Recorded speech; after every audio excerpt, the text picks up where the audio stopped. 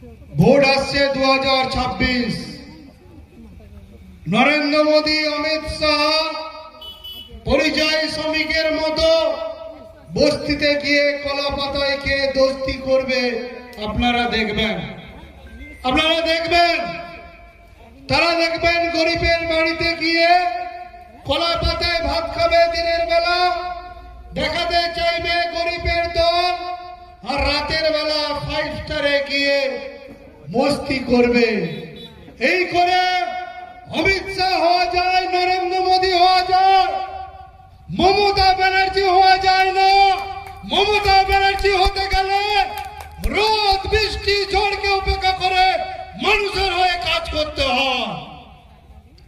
34 বছরের অসুরের দল সিপিএম কে যে সরিয়েছে, যে 2011 সালে যার হাত ধরে, মমতা ব্যানার্জির হাত ধরে পশ্চিম বাংলার নবরূপ হয়েছে, পশ্চিম বাংলায় সরকার পরিবর্তন হয়েছে। আপনারা বিভিন্নভাবে উন্নয়ন পাচ্ছেন, আপনারা বিভিন্নভাবে সামাজিক প্রকল্পের উন্নয়ন পাচ্ছেন। তার কারণ মমতা ব্যানার্জি।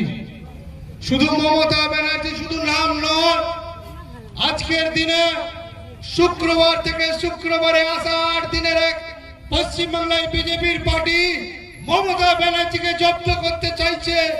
আমি তাদেরকে হুঁশিয়ার করে বলতে চাই যে মমতা ব্যানার্জি শুধু নাম নয়, মমতা ব্যানার্জি হচ্ছে একটা আন্দোলন, মমতা ব্যানার্জি হচ্ছে সংগ্রাম, মমতা ব্যানার্জি হচ্ছে আবেগ।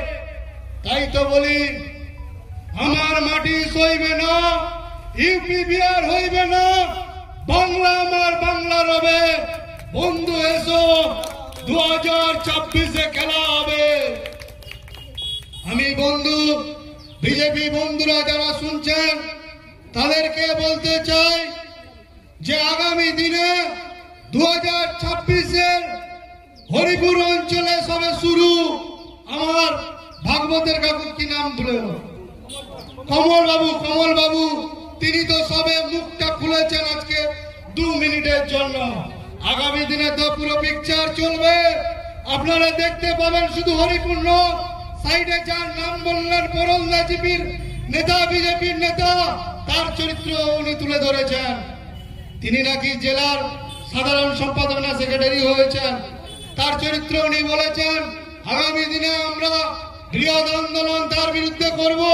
উনারই নেতৃত্বে উনাকে অনেক অনেক ধন্যবাদ জানাই। আপনারা সকলে